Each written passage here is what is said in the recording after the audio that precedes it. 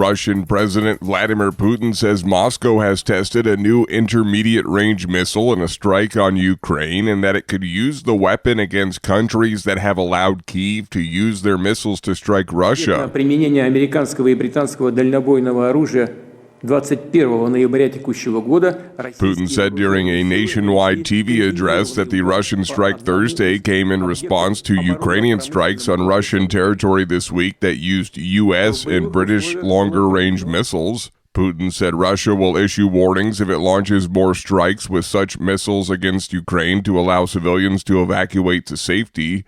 He warned that U.S. air defense systems are not capable of intercepting Russian missiles.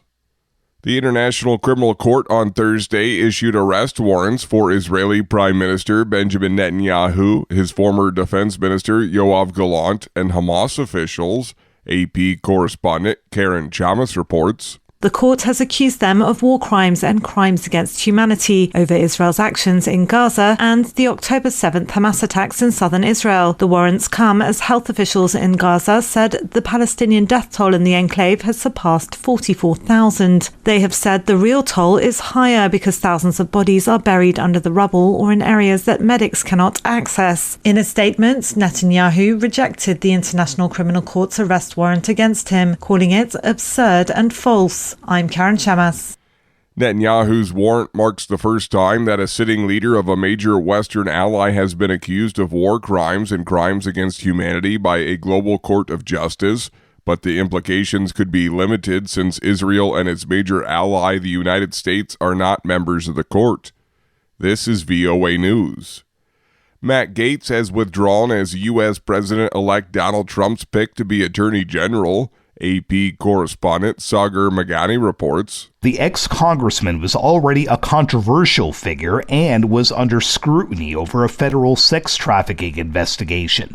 That cast doubt over whether even the GOP-led Senate would confirm him as the nation's top federal law enforcement officer. Gaetz says it's clear his confirmation process was a distraction for the Trump transition effort. His withdrawal is a blow to Trump's push for getting loyalists in his administration, and the first sign the president-elect could face resistance even from members of his own party. Sagar Magani, Washington. Divisions erupted over the draft deal at the COP29 climate summit in Baku, Azerbaijan on Thursday, with accusations of backsliding coming into the open as time was running out. Reuters correspondent Lucy Fielder has more. Developing countries need at least $1 trillion a year by the end of the decade to cope with climate change, economists told the talks last week. But the draft deal states no figure for total funds countries would aim to invest each year, leaving a space marked X. Key details remain undecided: what counts towards the annual figure, who pays, and how much. With the summit set to wrap up on Friday but widely expected to overrun. Harjeet Singh of the Fossil Fuel Non-Proliferation Treaty Initiative. No deal is better than a bad deal. That is absolutely clear. If you go with a bad deal, it's not going to provide any support to developing countries to have an ambitious action, which means that we are all going to be suffering. Everybody is going to suffer if we fail at this COP. Some negotiators also said Thursday's proposals failed to uphold a pledge made at last year's Dubai summit to transition away from fossil fuels, hailed at the time as a landmark moment. Reuters correspondent Lucy Fielder. Senegal's National Vote Counting Commission announced Thursday the country's ruling party has secured a resounding victory in legislative elections, winning 130 of 165 seats. It gives newly elected President Bassirou Diomaye Faye a clear mandate to carry out ambitious reforms promised during the campaign. The main opposition coalition, led by former President Macky Sall, won 16 seats. Sall congratulated the ruling party in a post on X on Sunday's election day, and two other major opposition leaders conceded defeat hours after the polls closed.